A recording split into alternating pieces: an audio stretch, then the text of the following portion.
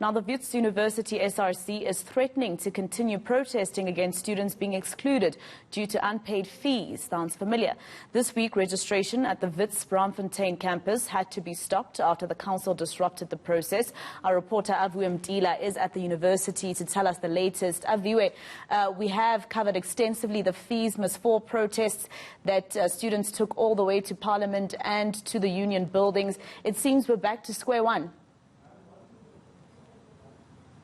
Outstanding fees is the issue, Maseko, as the year officially starts at Wits tomorrow. We understand the programs will be starting online, but there's an issue with outstanding fees and the registration process. The school itself says that out of the 37,000 students, 35,000 have been registered. But just to get more insight on this, I'm joined by the SRC President, Wits. Thank you for joining us at eNCA. I'm speaking to management as we speak, and they detail 35,000 students that have been registered. You disputing this? What do we take forward? So it's a lie to say 35,000 students of the 37 that are supposed to register have registered. And I say this because about 2 weeks back, the Dean of Students himself confirmed that there's about 8,000 people who are at financial risk. It makes no sense for now, over just a week or two, for those people, all of them, to have been registered. And I'm saying this because we have a financial crisis. Not even first years. There's first years of 2021 that have not even registered. It's not only returning students or people who are supposed to return into the system. First years have not even gotten feedback from NEPSAS to say they are approved or not approved. First years are without accommodation on campus. First years are sleeping on the benches with their parents on campus. So it's a lie. I don't know why the university is doing this. It's more disappointing because it's under a black vice-chancellor, right? Under a black vice-chancellor, black people are suffering.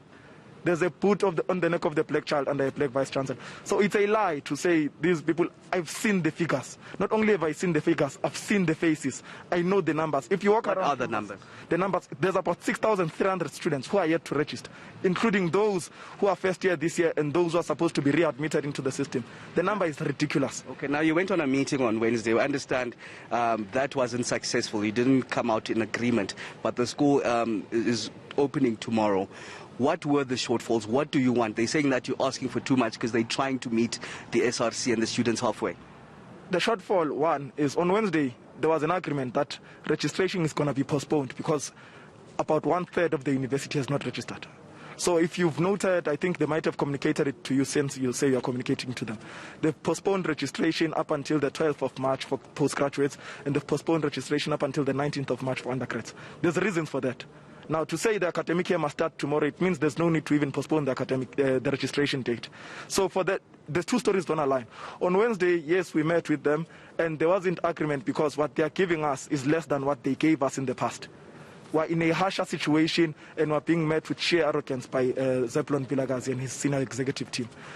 On Wednesday, they said a student who owes 10,000 or less will be allowed to register. Last year, a student who owed 120,000 or less was allowed to register.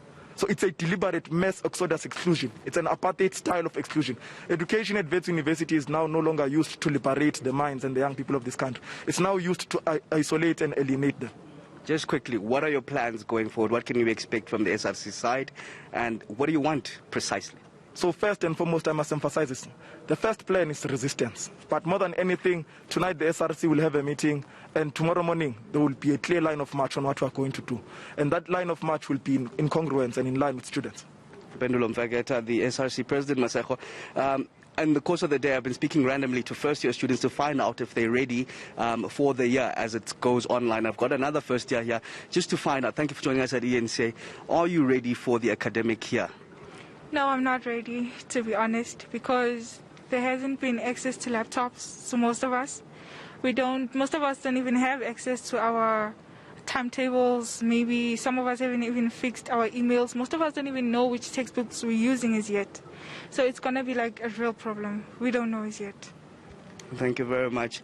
Maseko, first-year student saying that she doesn't have a laptop while school is going online. And a lot of them that I spoke to, just about 6 or so, saying that they'll have to access the lecture tomorrow via their phone, as a lot of them haven't been given laptops as yet, as the school Wits commences going online tomorrow. All right, thank you very much, Aviwe Mtila, coming to us live from Wits University.